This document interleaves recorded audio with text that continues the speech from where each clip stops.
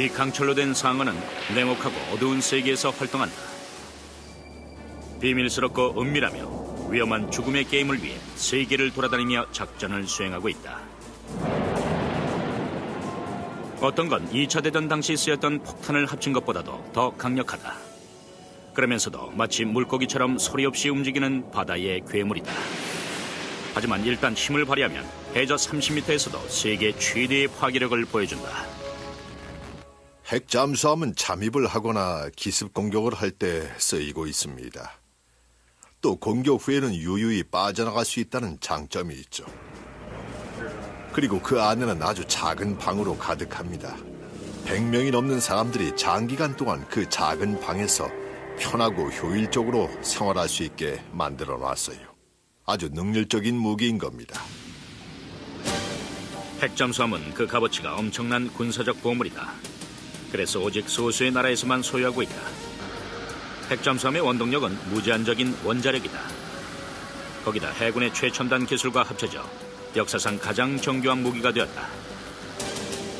핵잠수함은 우주보다도 더 불안한 환경에서 활동한다. 잠수함은 해저 100m마다 6,500kg의 수압을 받습니다. 바닷속은 어둡고 추우며 해류까지 있어요. 폭풍이 불 수도 있죠. 공기는 자체 공급하는데 여과해서 이산화탄소를 제거하는 거예요. 전기와 식수도 자체 공급합니다. 잠수함은 언제라도 나쁜 상황이 벌어질 수 있는 아주 위험한 공간이죠. 바다에는 두 가지 종류의 핵잠수함이 있다.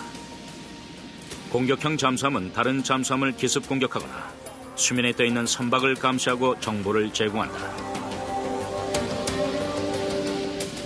전략적 잠수함이라고 불리는 핵탄도 미사일 잠수함은 나라 전체를 날려버릴 수 있는 핵미사일을 탑재하고 있다. 역할은 과시형으로 적국이 겁을 먹어 군사적 행위를 하지 못하게 하는 것이다. 이 두 잠수함 모두 8천만 개 이상의 부품으로 이루어졌고 20억 달러 이상의 비용과 3천 명의 일꾼들이 동원되어 10년 이상이 걸려 만들어진다. 그리고 일단 바다에 나가면 몇 달씩 잠수를 한 채 정예 첩보 요원들을 태우고 전 세계를 돌아다닌다. 잠수부대는 외부와 단절되죠. 그리고 모든 상황을 다 감수해야 돼요. 기간은 90일입니다. 하지만 사실 아무도 죽지 않고 잘 지내죠. 잠수함 말고 이런 것은 아마 우주선밖에 없을 거예요. 이것은 알버커키 미 잠수함이다. 공격형 잠수함으로 미 대서양 함대에 소속돼 있다. 역할은 다양하다. 적의 잠수함을 추적하고 조사와 구조 작업을 하며 해군을 지상작전에 투입시킨다. 그리고 대함 전투까지 벌인다. 이 잠수함의 대포는 핵을 보유하고 있지는 않지만 치명적인 토마호크 미사일과 MK-48 어뢰가 있다. 그 외에도 여러 수레가 있다. 알약 크기의 우라늄은 12만 리터 이상의 휘발유가 내는 에너지를 잠수함에 제공한다. 원자로는 3만 5천 화력이 되지만 소음은 새우떼들이 내는 소리보다도 더 적다. 이 전략적 무기의 순회는 통제실 혹은 공격센터라고 불린다. 밤에는 붉은 빛이 들어와 승조원들은 시간 감각을 얻을 수 있다. 통제실에서는 항해를 하고 잠수함의 수심과 방향 그리고 경로를 조절합니다. 다시 말해 여러 센서로부터 받은 정보를 통합해서 사격 제어 시스템을 운영하는 거예요. 이곳에서는 목표물의 속도와 경로를 파악해 무기를 발사합니다. 바로 잠수함의 중추신경이죠. 잠수함이 어두운 바다 깊숙이 들어가 몸을 숨기고 나면 그때부터 유일한 눈이 되는 건 음향 탐지 장치다. 물속에서는 아무것도 안 보이죠. 물이 빛 에너지를 빠르게 흡수하거든요. 하지만 소리 에너지는 바닷속에서도 아주 먼 거리까지 전달됩니다. 그러니 물속에서 가질 수 있는 그 유일한 감각은 바로 청각이죠.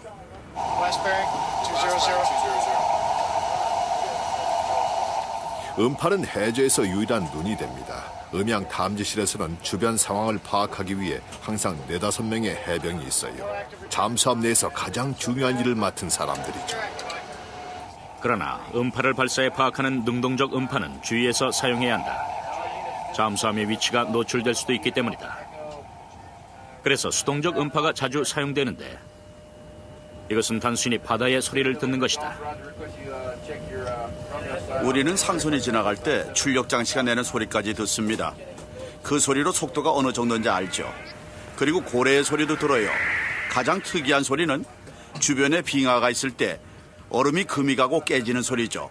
얼음이 떠다니는 소리도 들리는데 이건 마치 귀신 소리 같아요. 잠수함의 장비는 긴 강철로 튼튼하게 쌓여 있다. 원자로는 배의 3분의 1을 차지하는데 배에는 무기와 전자기어까지 있기 때문에 승조원들을 위한 공간은 거의 없다. 사생활도 제한된다. 그래서 잠수함 내에는 비밀이 없다. 각각의 승조원들은 평방 1m의 공간에서 자고 생활한다. 똑바로 앉는 건 못해요. 앉기엔 천장이 너무 낮거든요. 누워만 있어야 하죠. 게다가 잘 때 옆으로 눕는 것도 포기해야 돼요. 거의 불가능하죠. 그리고 수납 공간은 이거예요. 이게 전부입니다. 잠수함 승조원들의 고립된 생활이 불편하지 않도록 배에는 최첨단 기술을 이용한 시설이 있다.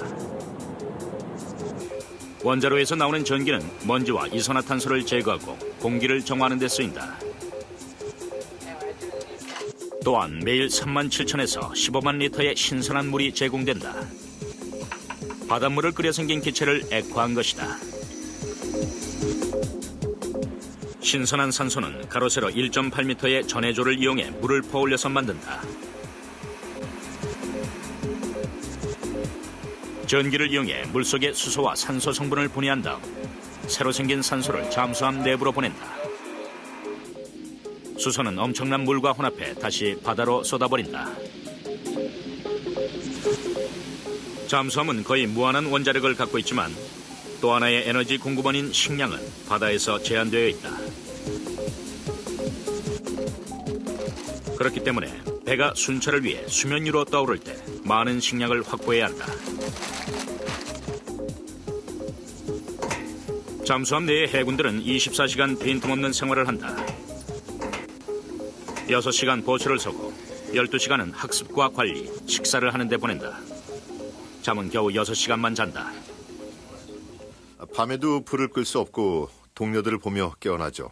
24시간 내내 깨어있는 거예요. 함장이 배분해주는 이메일을 이용해 군인들은 친지들과 서로 소식을 주고받는다. 아빠, 좋은 소식이에요. 저 성적표가 나왔는데 A와 B만 받았어요. 상도 탔고요. 아빠 보고 싶어요. 빨리 오세요. 사랑해요. 건강하세요. 미셸, 아나벨. 기분 좋죠. 4주나 집에 못 갔지만 이메일이 있잖아요. 이메일 확인하는 게 하루의 시작이에요. 사는 낙이죠. 하지만 이런 휴식은 흔치 않다. Stand by, tube 2. 계속되는 훈련 때문이다. 전략실에서는 정기적으로 가상 공격을 위해 어뢰를 재배치한다. 저희가 하는 일은 아주 복잡하고 어렵습니다. 100명에서 135명의 선원들이 제때 일을 해줘야 하거든요. 그래야 잠수함이 성공적으로 작전을 수행하죠. 많은 연습이 필요해요.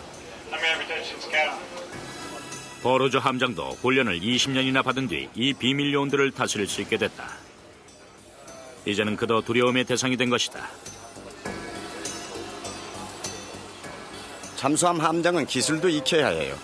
핵 잠수함일 경우에는 물리학과 전략에도 밝아야 하죠. 음향 탐지나 항해술뿐만 아니라 선박 기술도 있어야만 합니다. 하지만 함장이 되려면 확고한 인성의 소유자가 되어야 한다. 직관력과 예술적 감각뿐 아니라 자신감 있는 권투 선수 같아야 하죠. 믿고 의지해야 합니다. 이들은 전사니까요. 말 없는 괴물과도 같은 잠수함을 만들기 위해 세계 최고의 과학자들이 동원됐다. 그러나 잠수함의 탄생 뒤에는 우리가 모르는 야망과 여러 사고 그리고 비극적인 일들이 숨겨져 있다. 현재 바다에는 160척의 핵잠수함이 조용히 돌아다니고 있다. 그러나 2세기 전에 만들어진 최초의 잠수함은 제한적인 역할만 가능했었다. 1775년 영국에 맞서 데이빗 부시넬이 조지 워싱턴의 명을 받고 만든 거북이호가 바로 그것이다. 길이 2.1m의 이 잠수함은 수동 프로펠러를 사용했고 30분 동안 잠수가 가능했다. 그러나 영국 군함에 수중폭탄을 달아야 하는 임무는 달성하지 못하고 실패로 끝났다. 그럼에도 불구하고 해전을 위해 더욱더 복잡한 잠수함들이 계속해서 만들어졌다. 남북전쟁 당시 남부동맹이 만든 길이 18m의 재래식 잠수함 헌틀리호는 안정기 구조를 이용해 물을 빼고 넣는 식으로 수위를 조절했다. 바로 이것이 현대 잠수함의 시초다. 헌틀리호는 최초로 적함에 어뢰 공격을 가했다. 그 폭격으로 8명의 승조원이 목숨을 잃었다. 20세기가 되자 새로운 동력 시스템 덕분에 잠수함의 사정거리와 속도가 좋아졌다. 미 해군의 최초 잠수함은 1900년 존 홀랜드가 만든 것이다. 홀랜드호는 길이 16.4m에 최초로 이중 추진 장치를 사용했다. 수상에서는 디젤 엔진을 이용했고 잠수할 때는 전기 모터를 사용한 것이다.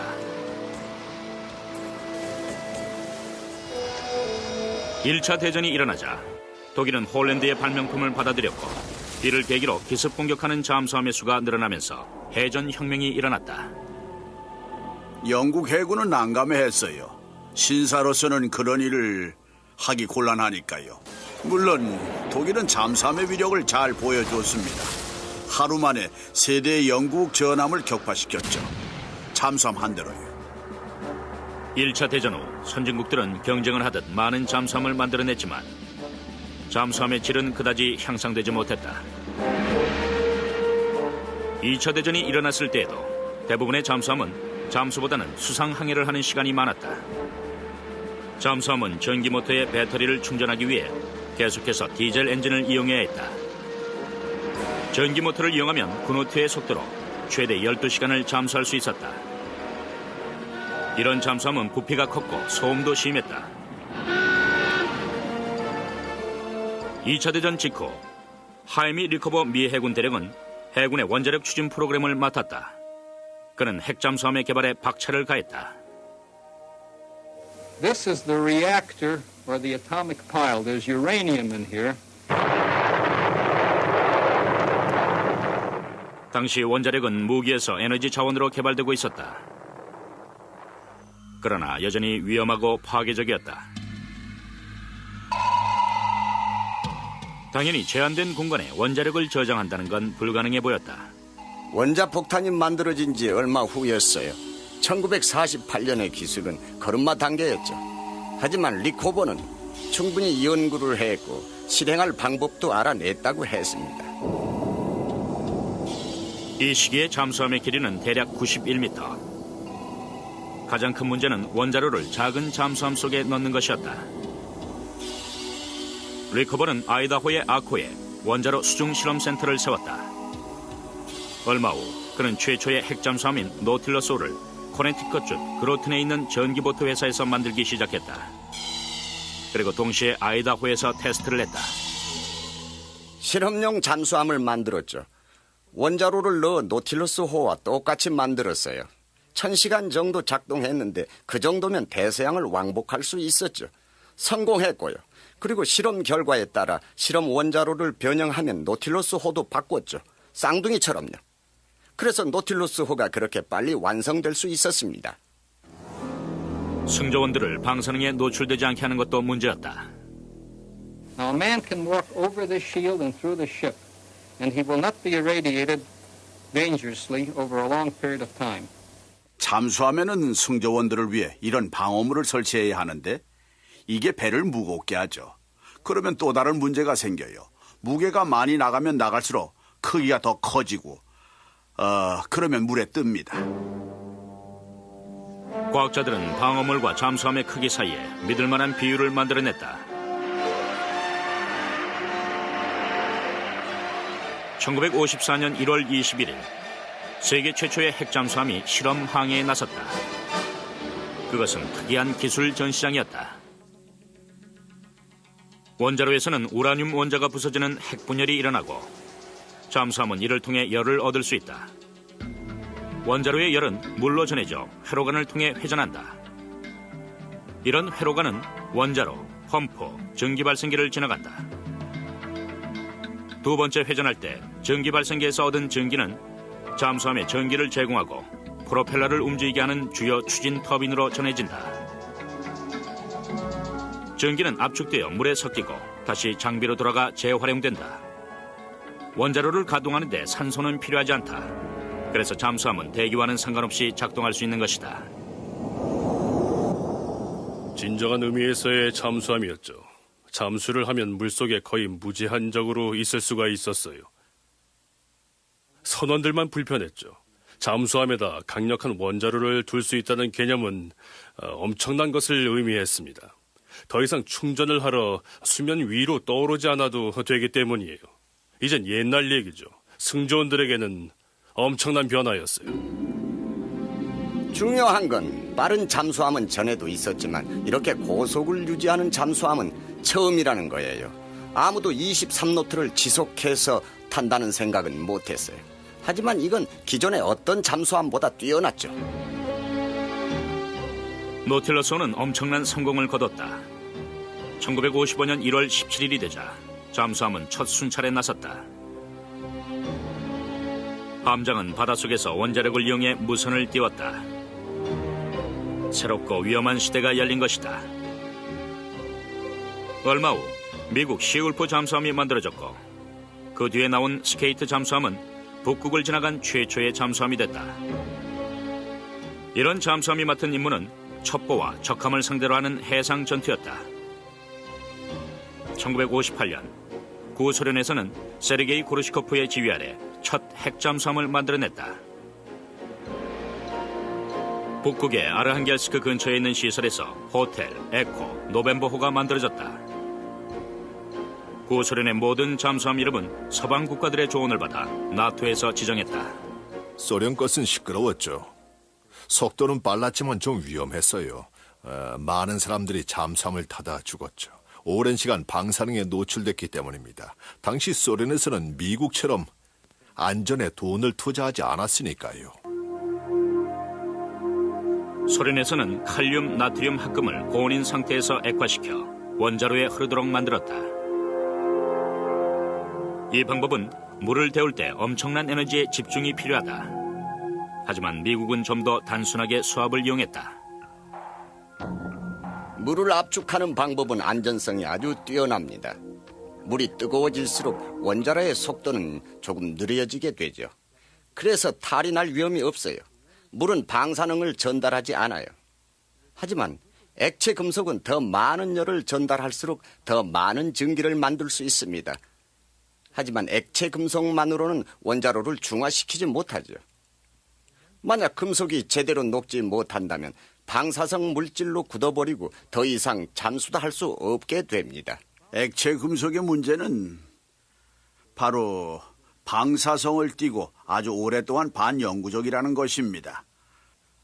만약 바다에서 문제가 생기면 손댈 수가 없어요. 노틸러스호가 만들어졌을 당시 미국은 또 다른 혁명적인 잠수함을 만들었다. 1953년 미 해군은 고래처럼 생긴 석유 잠수함을 실험하고 있었다. 이 잠수함은 수중에서 30노트 이상의 놀라운 속도를 냈다. 알바코호가 나오기 전 잠수함의 모양은 해상작전에 맞도록 만들어진 거였어요. 해상에서 빨리 나아가던 잠수함은 물속에서는 속도가 느렸죠. 작전 수행에도 문제가 있었습니다. 알바코호는 물속에서 빨랐어요. 기존의 잠수함에서 볼 수 없었던 엄청난 속도를 냈죠. 알바코호의 선체는 원통 모양으로 생겼기 때문에 기존 잠수함보다 물을 빨리 헤쳐나갈 수 있었다. 1950년대 중반이 되자 미국은 스킵잭이라는 6척급의 핵잠수함을 만들기 시작했다. 선박의 급은 항상 첫 배를 기준으로 붙인다. 새로 만든 잠수함은 보다 간단하게 만들었죠. 바로 알바코호의 선체 모양을 따서 스킵잭을 만들었어요. 스킵잭 잠수함은 1966년 첫 항해를 했다. 이제 미국은 놀라운 속도를 내고 튼튼하며 무제한의 힘을 가진 핵잠수함을 갖게 된 것이다. 스킵잭을 맨 처음 테스트를 했던 함장은 너무나 마음에 들어서 집에 가져가고 싶다고까지 했습니다. 스킵잭은 매우 빠르며 튼튼했고 어떤 잠수함보다도 깊이 잠수할 수가 있었어요. 미 해군이 원하는 모든 걸 갖고 있었어요. 그러나 이런 잠수함은 그 후의 잠수함에 비하면 아무것도 아니었다. 냉전이 계속되자 미국과 소련은 경쟁을 하듯 새로운 잠수함을 만들어냈다. 잠수함의 파괴적 위력은 세계를 위협했다. 1950년대 중반, 미국은 잠수함 전투에 혁명적인 개념을 불러일으켰다. 미 해군의 윌리엄 레이번 제독은 물 밑에서도 탄도미사일을 발사할 수 있는 잠수함 개발 프로그램의 책임자였다. 하지만 물속에서 미사일을 발사한다는 건 너무나 어려워 보였다. 첫 번째 문제는 잠수함 자체의 배수량이었다. 잠수함은 갑자기 물을 내보내는데 그게 문제였죠. 물 대신에 그 무게를 채우지 않으면 물 위로 떠버리니까요. 과학자들은 추진장치를 개발했다. 잠수함이 미사일을 발사한 충격을 흡수하고 재빨리 부력의 중심을 회복할 수 있어야 했기 때문이다. 두 번째 기술적 문제는 잠수함의 정확한 위치를 파악해야 하는 거죠. 그래야 표적도 정확히 맞출 수 있어요. 항해술은 무선으로 잠수함의 위치를 알려주는 인공위성 덕분에 놀라울 정도로 향상됐다. 이제는 목표물과의 정확한 거리를 계산할 수 있게 된 것이다. 그런 다음 미사일 유도 프로그램을 설치해 정확하게 목표물을 맞출 수 있게 만들었다. 그러나 가장 위험한 문제는 액체 연료 미사일을 잠수함에 장착하는 방법이었다.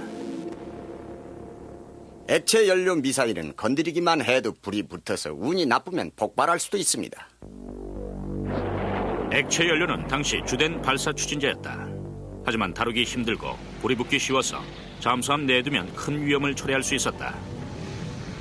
잠수함의 수중 발사를 가능하게 만든 가장 큰 변화는 고체 연료 로켓을 만든 거예요.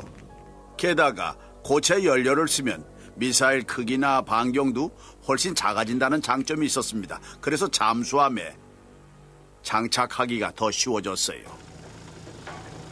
고체 연료는 질산칼륨, 탄소, 유황을 혼합해 만들었다. 그리고 플라스틱으로 단단하게 연결해 훨씬 안전하고 간단했다.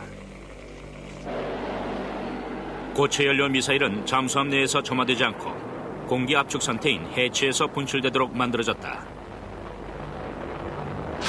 그런 다음 로켓 엔진에 점화가 되고 대기 속으로 미사일이 발사된다. 1959년 12월 미국은 조지 워싱턴 카보를 공개했다.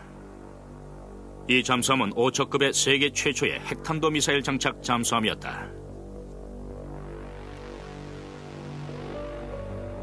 이 잠수함은 사정거리가 1600km나 되는 폴라리스 미사일을 16기나 장착한 살인무기였다. 각 미사일에는 5만 톤의 핵탄두가 장착돼 있었다. 히로시마에 떨어진 원자폭탄은 15,000톤이었다. 워싱턴 카버호를 만들고 나서 미국은 다른 나라보다 훨씬 유리한 전략적 우위를 차지하게 됐습니다. 워싱턴 카버호는 물속으로 잠수하면 찾기가 거의 불가능했거든요. 어디 있는지를 모르는 걸 상대로 싸우는 것은 정말 어렵죠. 위치를 모르는데 공격할 수도 없고 스스로 방어할 수도 없으니까요. 그리고 10년 후 미국은 새로운 잠수함을 탄생시켰다.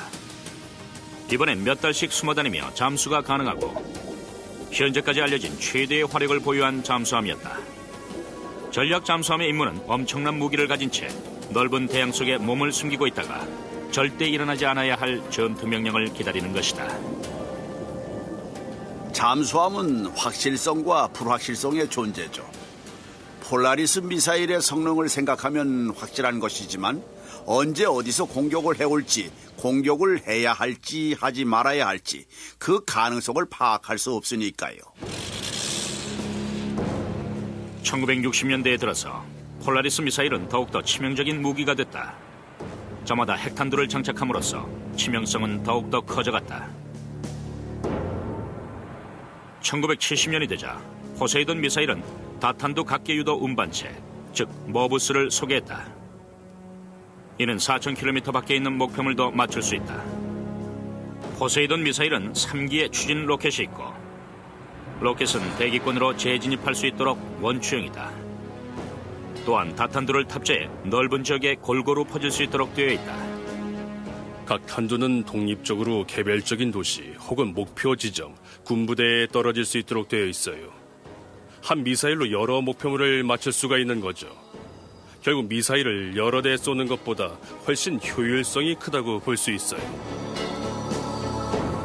그러나 소련도 이에 뒤떨어지지 않았다.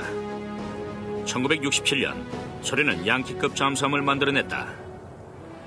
사정거리가 2,000km가 넘는 16기의 탄도미사일을 장착한 전략 잠수함이었다. 배수량은 9,600톤이었고 폴라리스 미사일보다 더 큰 탄두를 탑재했다. 미국은 이에 맞서 1982년 24기의 트라이던트 미사일을 탑재한 오하이오급 잠수함을 내놓았다. 각 미사일에는 100킬로톤의 탄두가 8개나 장착돼 있다. 오하이오급 잠수함 한 대에 있는 24기의 트라이던트 미사일을 발사하면 각각의 장소에서 192번의 핵폭발이 일어난다. 이 위력은 19,000킬로톤의 에너지로 히로시마 원자폭탄의 1,300배다. 순식간에 수백만 명의 목숨을 뺏는 동시에 200만 톤의 방사능 물질이 대기로 퍼지면서 대기 상태를 변화시킨다. 지구의 기후가 완전히 변할 수 있다. 미사일 하나만 발사해도 아주 먼 거리에 있는 수많은 목표물을 맞출 수 있습니다. 이건 정말 끔찍한 무기죠. 실제로 사용된다면 너무나 끔찍한 일이에요. 전략적 잠수함이 수없이 만들어지자 미국과 구소련은 공격용 잠수함의 기능을 향상시키기 위해 수십억 달러를 쏟아부었다. 소리 없는 무기가 탄생된 것이다.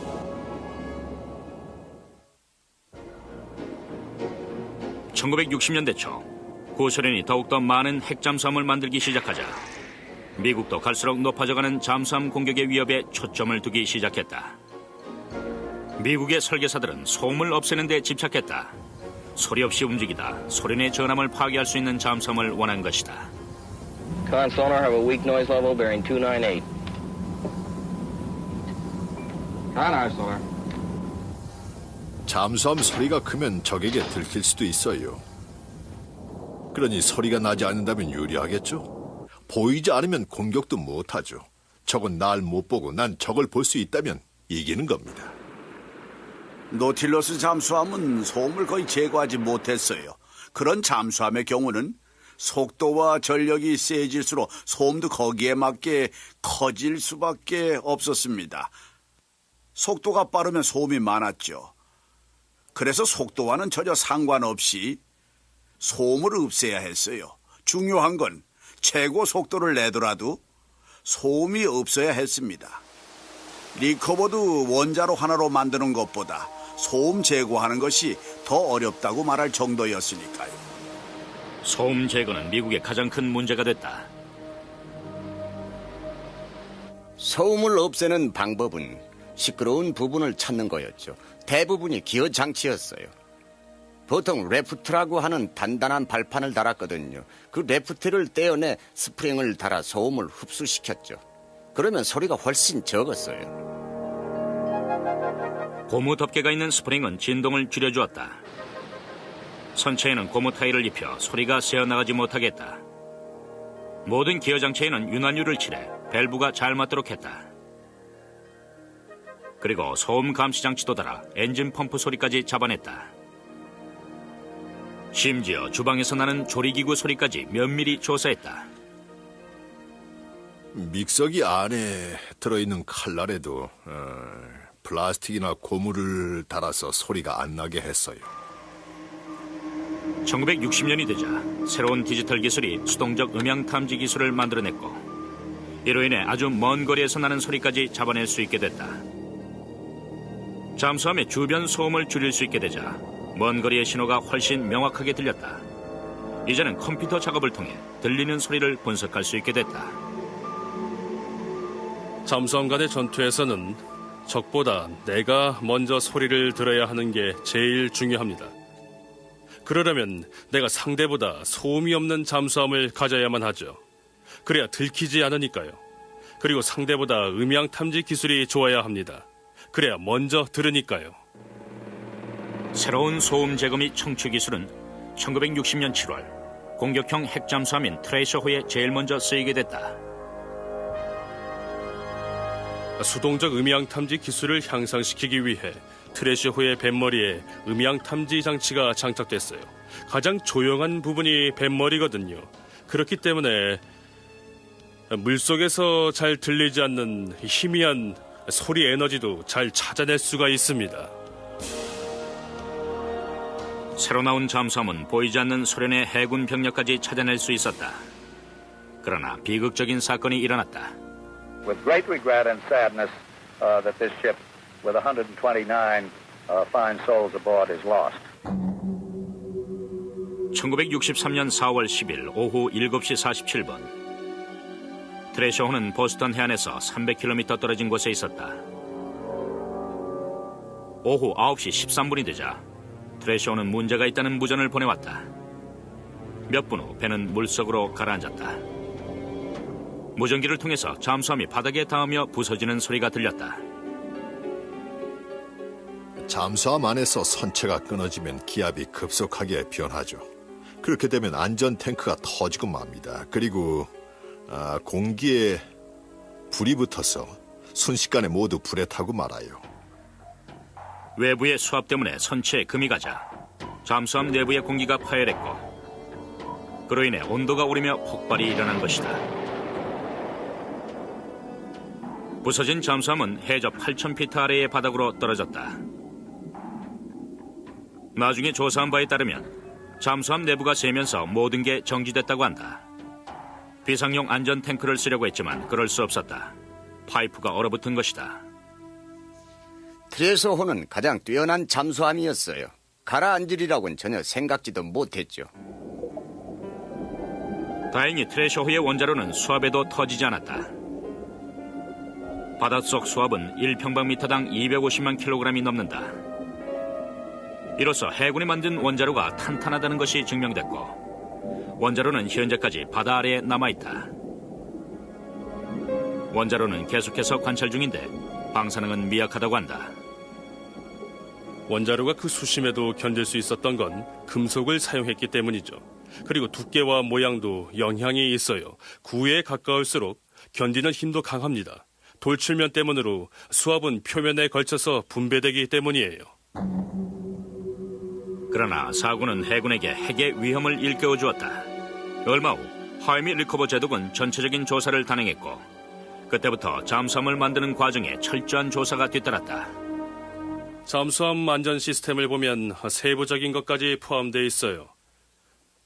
모든 게 조사 대상이고 모든 부품은 어디서 온 건지 어떻게 쓰이는 건지 설치는 어떻게 하는지 어디에 들어가는지 다 확인을 하죠.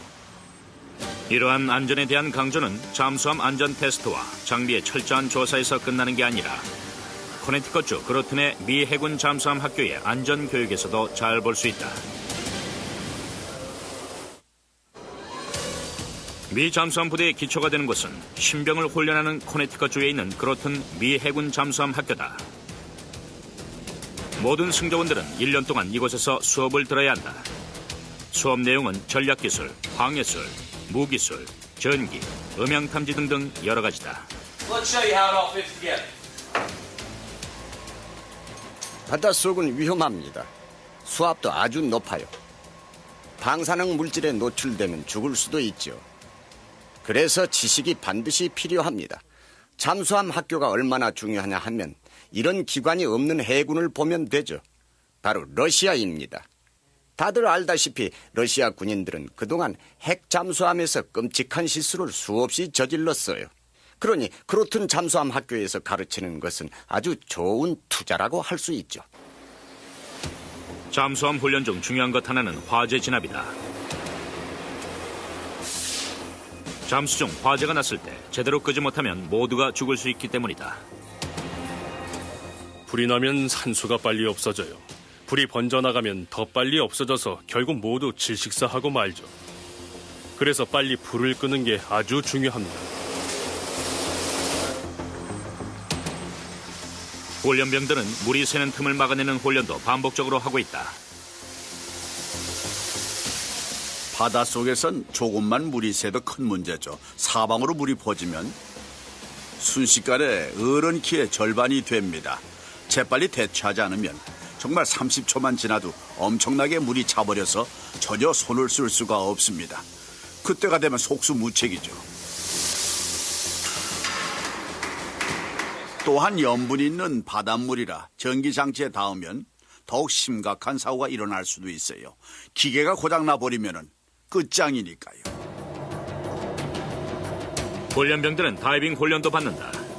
가상 조종칸에 들어가 잠수함을 통제하는 법도 배우는 것이다.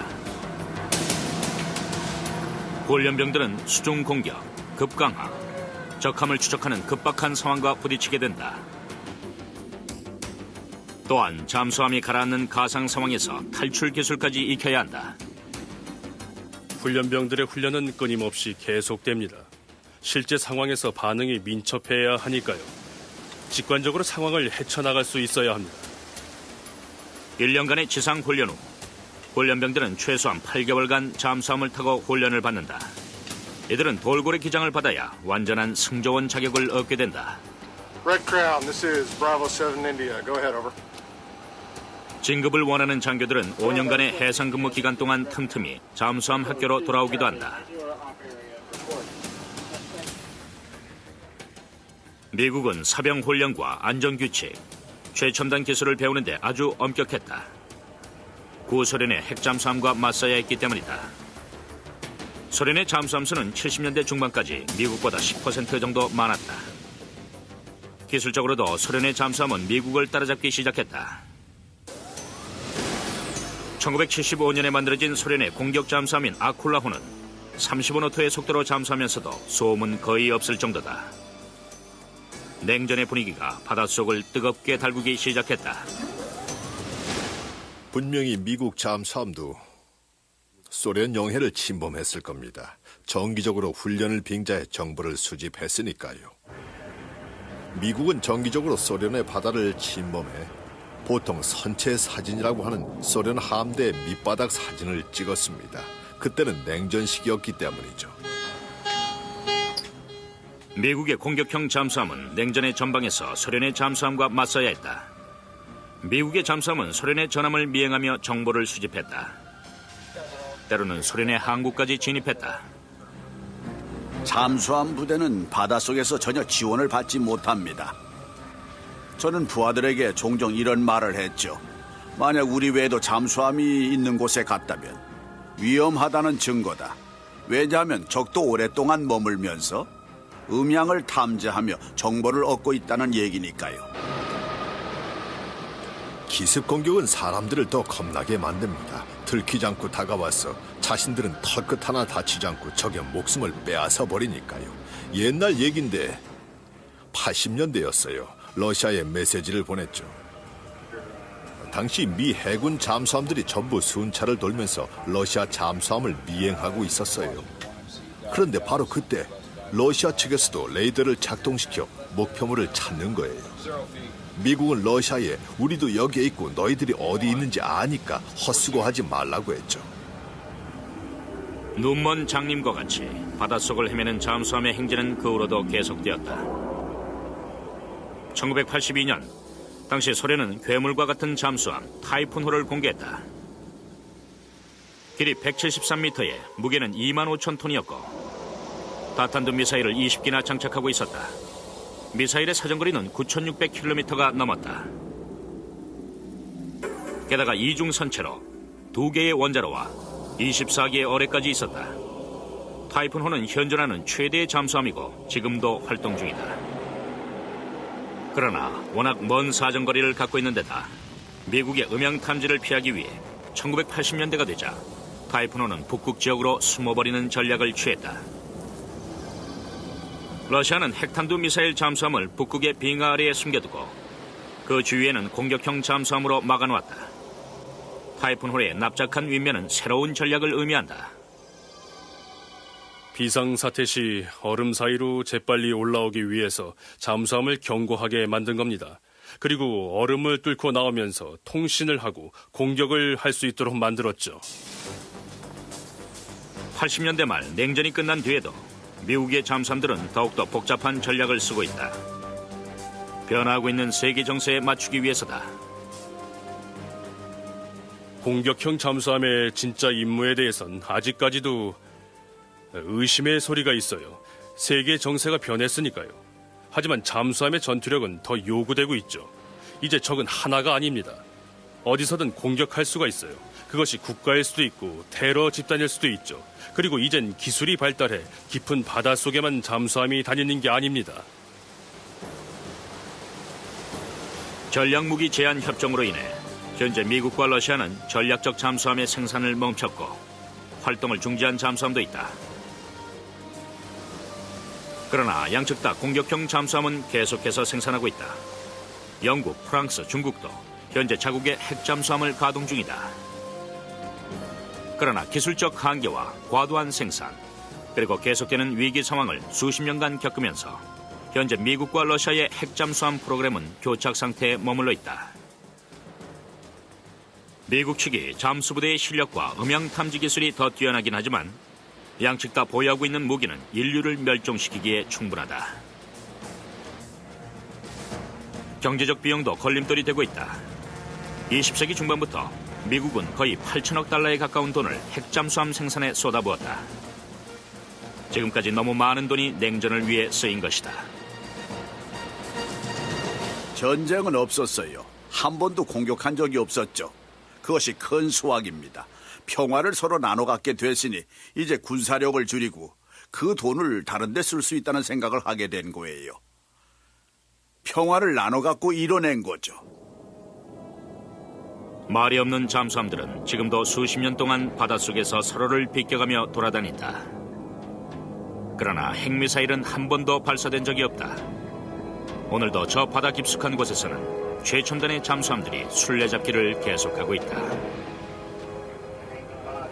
서로를 미행하며 실험하면서 혹여 일어날 전쟁을 대비하고 있는 것이다. 그러나 그런 전쟁은 우리의 문명을 파괴할 뿐이다.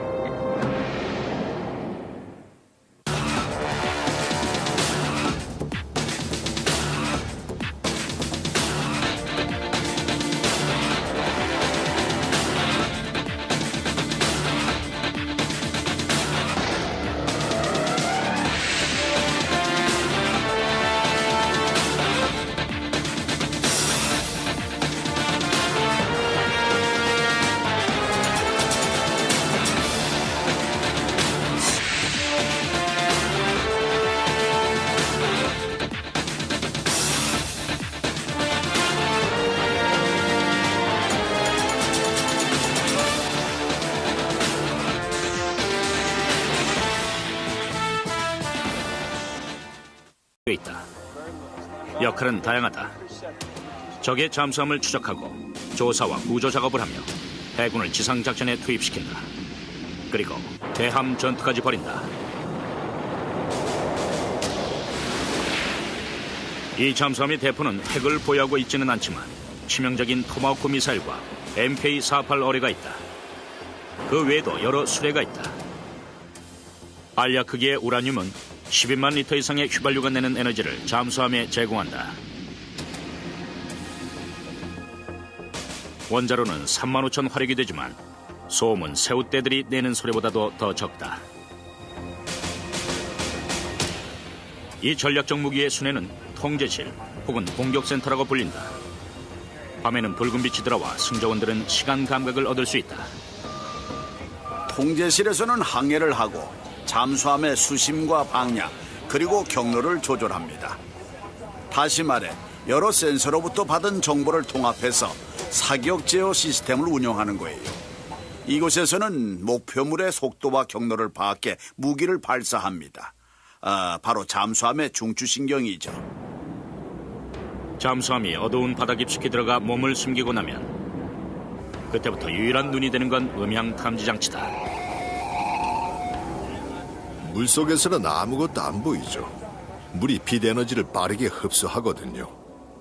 하지만 소리 에너지는 바다 속에서도 아주 먼 거리까지 전달됩니다. 그러니 물속에서 가질 수 있는 유일한 감각은 바로 청각이죠.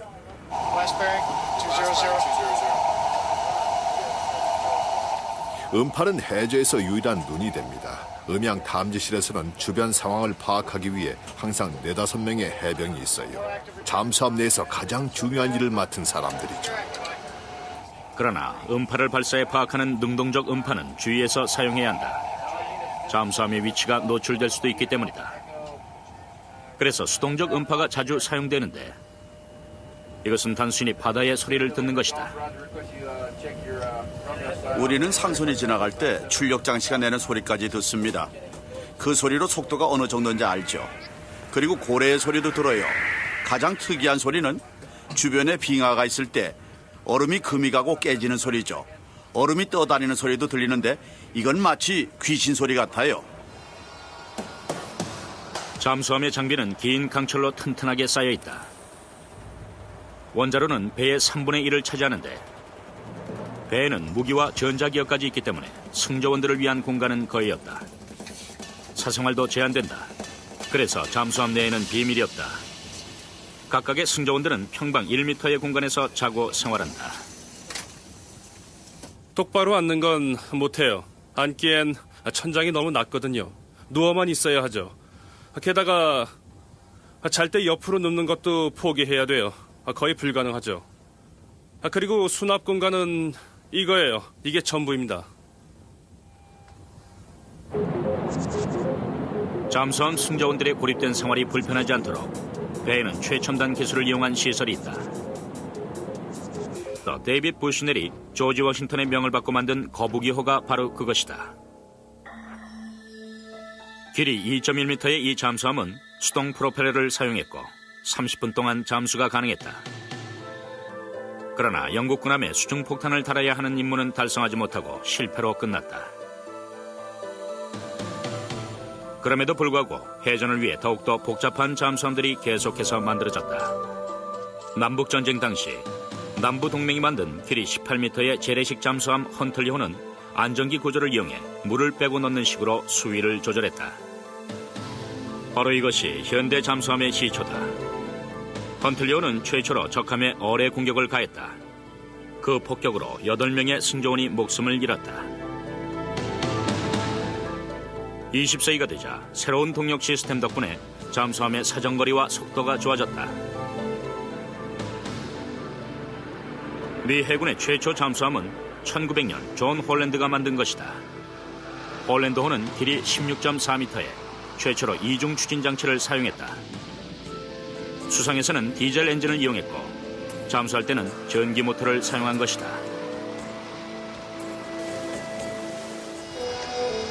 (1차) 대전이 일어나자 독일은 홀랜드의 발명품을 받아들였고 이를 계기로 기습 공격하는 잠수함의 수가 늘어나면서 해전 혁명이 일어났다. 영국 해군은 난감해했어요. 신사로서는 그런 일을 하기 곤란하니까요. 물론 독일은 잠수함의 위력을 잘 보여줬습니다. 하루 만에 세대의 영국 전함을 격파시켰죠. 잠수함 한 대로요. 1차 대전 후 선진국들은 경쟁을 하듯 많은 잠수함을 만들어냈지만 잠수함의 질은 그다지 향상되지 못했다.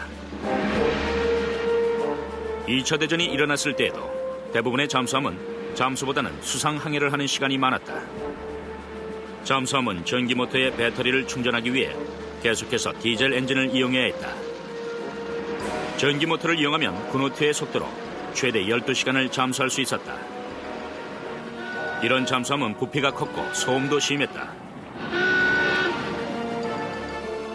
2차 대전 직후 하이미 리커버 미 해군 대령은 해군의 원자력 추진 프로그램을 맡았다. 그는 핵잠수함의 개발에 박차를 가했다. This is the reactor or the atomic pile. There's uranium in here. 당시 원자력은 무기에서 에너지 자원으로 개발되고 있었다. 그러나 여전히 위험하고 파괴적이었다. 당연히 제한된 공간에 원자력을 저장한다는 건 불가능해 보였다. 원자폭탄이 만들어진 지 얼마 후였어요. 1948년의 기술은 걸음마 단계였죠.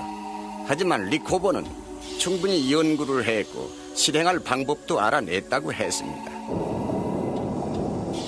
이 시기의 잠수함의 길이는 대략 91m. 가장 큰 문제는 원자로를 작은 잠수함 속에 넣는 것이었다. 리커버는 아이다호의 아코에 원자로 수중 실험센터를 세웠다. 얼마 후 그는 최초의 핵잠수함인 노틸러스호를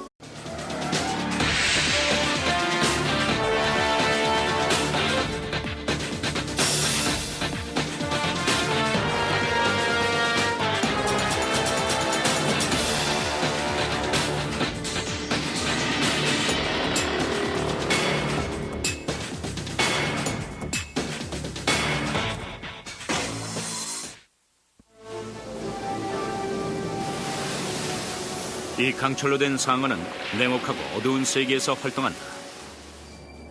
비밀스럽고 은밀하며 위험한 죽음의 게임을 위해 세계를 돌아다니며 작전을 수행하고 있다. 어떤 건 2차 대전 당시 쓰였던 폭탄을 합친 것보다도 더 강력하다. 그러면서도 마치 물고기처럼 소리 없이 움직이는 바다의 괴물이다. 하지만 일단 힘을 발휘하면 해저 30m에서도 세계 최대의 파괴력을 보여준다. 핵잠수함은 잠입을 하거나 기습 공격을 할 때 쓰이고 있습니다. 또 공격 후에는 유유히 빠져나갈 수 있다는 장점이 있죠. 그리고 그 안에는 아주 작은 방으로 가득합니다. 100명이 넘는 사람들이 장기간 동안 그 작은 방에서 편하고 효율적으로 생활할 수 있게 만들어 놨어요. 아주 능률적인 무기인 겁니다. 핵잠수함은 그 값어치가 엄청난 군사적 보물이다. 그래서 오직 소수의 나라에서만 소유하고 있다. 핵잠수함의 원동력은 무제한적인 원자력이다. 거기다 해군의 최첨단 기술과 합쳐져 역사상 가장 정교한 무기가 되었다. 핵잠수함은 우주보다도 더 불안한 환경에서 활동한다.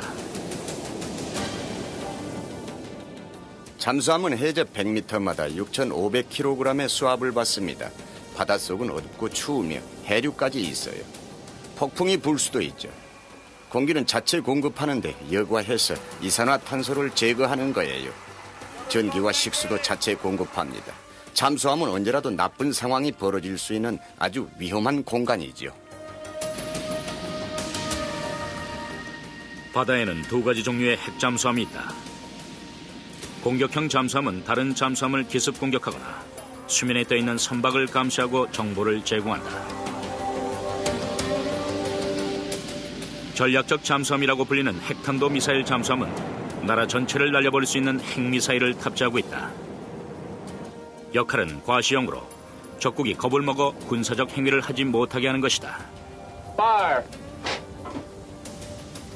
이 두 잠수함 모두 8천만 개 이상의 부품으로 이루어졌고 20억 달러 이상의 비용과 3천 명의 일꾼들이 동원되어 10년 이상이 걸려 만들어진다. 그리고 일단 바다에 나가면 몇 달씩 잠수를 한 채 정예 첩보 요원들을 태우고 전 세계를 돌아다닌다. 잠수부대는 외부와 단절되죠. 그리고 모든 상황을 다 감수해야 돼요. 기간은 90일입니다. 하지만 사실 아무도 죽지 않고 잘 지내죠. 잠수함 말고 이런 것은 아마 우주선밖에 없을 거예요. 이것은 알버커키 미 잠수함이다. 공격형 잠수함으로 미 대서양 함대에 소속된 원자로에서 나오는 전기는 먼지와 이산화탄소를 제거하고 공기를 정화하는 데 쓰인다. 또한 매일 3만 7천에서 15만 리터의 신선한 물이 제공된다. 바닷물을 끓여 생긴 기체를 액화한 것이다. 신선한 산소는 가로 세로 1.8m의 전해조를 이용해 물을 퍼올려서 만든다. 전기를 이용해 물속에 수소와 산소 성분을 분해한 다음 새로 생긴 산소를 잠수함 내부로 보낸다. 수소는 엄청난 물과 혼합해 다시 바다로 쏟아버린다. 잠수함은 거의 무한한 원자력을 갖고 있지만 또 하나의 에너지 공급원인 식량은 바다에서 제한되어 있다. 그렇기 때문에 배가 순찰을 위해 수면 위로 떠오를 때 많은 식량을 확보해야 한다. 잠수함 내의 해군들은 24시간 빈틈없는 생활을 한다. 6시간 보초를 서고 12시간은 학습과 관리, 식사를 하는 데 보낸다. 잠은 겨우 6시간만 잔다. 밤에도 불을 끌 수 없고 동료들을 보며 깨어나죠. 24시간 내내 깨어있는 거예요. 함장이 배분해주는 이메일을 이용해 군인들은 친지들과 서로 소식을 주고받는다. 아빠, 좋은 소식이에요. 저 성적표가 나왔는데 A와 B만 받았어요. 상도 탔고요. 아빠 보고 싶어요. 빨리 오세요. 사랑해요. 건강하세요. 미셸, 아나벨. 기분 좋죠. 4주나 집에 못 갔지만 이메일이 있잖아요. 이메일 확인하는 게 하루의 시작이에요. 사는 낙이죠. 하지만 이런 휴식은 흔치 않다. Stand by, tube 2. 계속되는 훈련 때문이다. 전략실에서는 정기적으로 가상 공격을 위해 어뢰를 재배치한다. 저희가 하는 일은 아주 복잡하고 어렵습니다. 100명에서 135명의 선원들이 제때 일을 해줘야 하거든요. 그래야 잠수함이 성공적으로 작전을 수행하죠. 많은 연습이 필요해요. 버로즈 함장도 훈련을 20년이나 받은 뒤 이 비밀 요원들을 다스릴 수 있게 됐다. 이제는 그도 두려움의 대상이 된 것이다. 잠수함 함장은 기술도 익혀야 해요. 핵 잠수함일 경우에는 물리학과 전략에도 밝아야 하죠. 음향 탐지나 항해술뿐만 아니라 선박 기술도 있어야만 합니다. 하지만 함장이 되려면 확고한 인성의 소유자가 되어야 한다. 직관력과 예술적 감각뿐 아니라 자신감 있는 권투 선수 같아야 하죠. 믿고 의지해야 합니다. 이들은 전사니까요. 말 없는 괴물과도 같은 잠수함을 만들기 위해 세계 최고의 과학자들이 동원됐다. 그러나 잠수함의 탄생 뒤에는 우리가 모르는 야망과 여러 사고, 그리고 비극적인 일들이 숨겨져 있다. 현재 바다에는 160척의 핵잠수함이 조용히 돌아다니고 있다. 그러나 2세기 전에 만들어진 최초의 잠수함은 제한적인 역할만 가능했었다. 1775년 영국에 맞서 코네티컷주 그로튼에 있는 전기보트 회사에서 만들기 시작했다. 그리고 동시에 아이다호에서 테스트를 했다. 실험용 잠수함을 만들었죠. 원자로를 넣어 노틸러스호와 똑같이 만들었어요. 1000시간 정도 작동했는데 그 정도면 대서양을 왕복할 수 있었죠.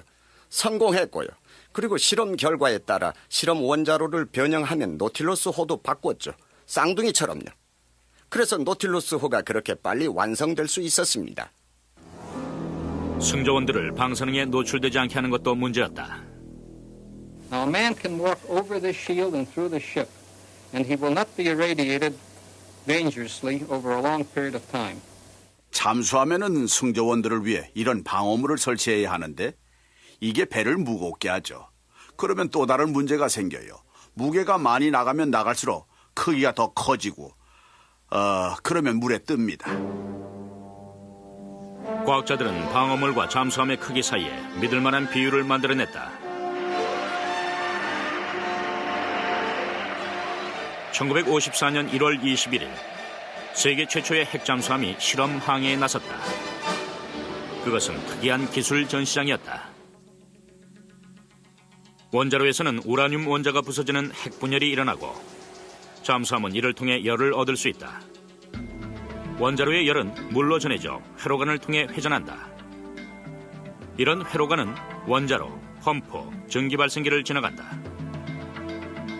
두 번째 회전할 때 전기발생기에서 얻은 전기는 잠수함에 전기를 제공하고 프로펠러를 움직이게 하는 주요 추진 터빈으로 전해진다. 전기는 압축되어 물에 섞이고 다시 장비로 돌아가 재활용된다. 원자로를 가동하는 데 산소는 필요하지 않다. 그래서 잠수함은 대기와는 상관없이 작동할 수 있는 것이다. 진정한 의미에서의 잠수함이었죠.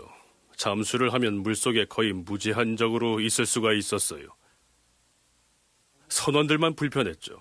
잠수함에다 강력한 원자로를 둘 수 있다는 개념은 엄청난 것을 의미했습니다. 더 이상 충전을 하러 수면 위로 떠오르지 않아도 되기 때문이에요. 이젠 옛날 얘기죠. 승조원들에게는 엄청난 변화였어요. 중요한 건 빠른 잠수함은 전에도 있었지만 이렇게 고속을 유지하는 잠수함은 처음이라는 거예요. 아무도 23노트를 지속해서 탄다는 생각은 못했어요. 하지만 이건 기존의 어떤 잠수함보다 뛰어났죠. 노틸러스호는 엄청난 성공을 거뒀다. 1955년 1월 17일이 되자 잠수함은 첫 순찰에 나섰다. 함장은 바닷속에서 원자력을 이용해 무선을 띄웠다. 새롭고 위험한 시대가 열린 것이다. 얼마 후 미국 시울프 잠수함이 만들어졌고 그 뒤에 나온 스케이트 잠수함은 북극을 지나간 최초의 잠수함이 됐다. 이런 잠수함이 맡은 임무는 첩보와 적함을 상대로 하는 해상 전투였다. 1958년 구소련에서는 세르게이 고르시코프의 지휘 아래 첫 핵잠수함을 만들어냈다.